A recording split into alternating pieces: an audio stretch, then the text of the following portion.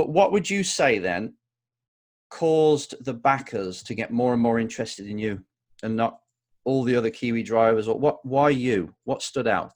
Can't stop me now. Can't stop me now.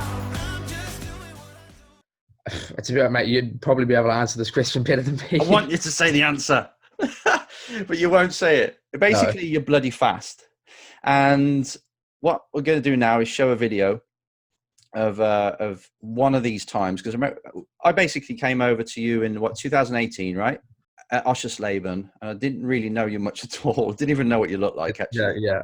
As you can remember. Yeah. And we got there, and in the first race, I saw you doing overtaking maneuvers. You've heard me say this before.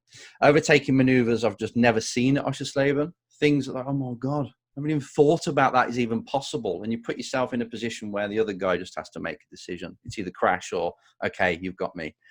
And you just kept doing that and pulling it off. But then after that, TRS, you did this. Last time out, Lawson tried the outside line, and he's looking for that again as they come to the last hairpin. And now he'll try and get drive, and he'll be side by side with Marcus Armstrong as they come to the line. This is brave racing. The Kiwis side by side as they come towards the line. Good on you. Lawson takes the line. They almost do a checkered finish, a photo finish as they cross the line. But look at this. Lawson's got the upper hand. This is going to end in tears. No, it doesn't. Lawson takes second place. That was brilliant racing, folks. If you want to know where the next Kiwi star is, you just saw it. All right. So that was an amazing overtake, and the way you set him up and everything. But just talk me through what was going through your mind when you were behind him. In the race before, at the last corner where I went around the outside, there was, in the dry, an incident happened where the guy on the outside went in the wall. Oh yeah. I was thinking about that a little bit. It was Lucas Ari hit the wall there, so I was thinking about it a little bit when I was doing it. But obviously in the wet, there's a little bit more grip out there, so I didn't really know. But I just kind of, in the car, it didn't feel like it was that crazy. I just went round next to him. Obviously, we got quite close, and then we were sort of banging wheels all the way down into the bus stop in the turn one, where at that point I was at the point where I couldn't back out, because if I backed out, I would lose so much time. So I had to absolutely send it in and hope that he'd lift, and I knew he would lift. He had to, mate. Otherwise, you both would have been upside down. Sponsors, because a lot of people are looking for sponsors that are watching this, especially now.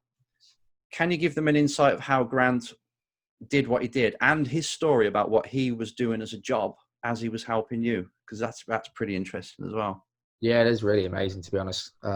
Grant used to write a magazine that was really popular in New Zealand called the Speed Sport Magazine. But when I met Grant, he was actually just working as a caretaker at a high school locally. So he's been in motorsport forever. But yeah, I basically just met him while he was working as a caretaker. But he has, nobody really understands, and I'm extremely lucky to have him, because I don't even understand how he's able to do it. But he just has this extremely friendly, non-threatening personality when he meets these big companies. And you can imagine some of the biggest companies in New Zealand that we have on board, that you imagine the amount of people that try and go for sponsorship and get turned down. Somehow Grant's able to walk in and just basically 90% of the time walk out with something. He's really incredible at that. So yeah, it's good. And he was working for completely free of charge. He just fell in love with the dream, didn't he, of helping you, and he lives for that, which is really rare. Yeah, obviously dads do it a lot. Your dad's put so much into your career as well. We can't forget him, and your mom. Everyone has, really. He was your mechanic. Dad is somebody that never. He started watching motor racing when I was born, but he was never involved. So when we started go-karts, he had to learn everything from scratch. I think the wet driving initially came from karting, because we'd go out when it was wet and he'd just send me out on slicks every time. Brilliant. And he had no idea. He'd stand on a corner and basically tell me to brake where he was standing, and he'd just pick a random spot and stand there. I'd brake there, and then in the next lap he'd step a couple of steps more, and he'd keep doing this until I'd fire it off. Oh, that's the limit. And that was literally, we did this for so long, and that's where I guess started to learn. That's really cool. Kart control and stuff like that. Yeah, it's really honestly, I honestly think a lot of it has come from this, and I never saw anybody else really doing this. Senna did it, mate.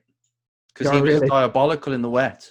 And Yeah. then he just did the same thing, made sure he was good, and it just went. It's transferred straight to cars.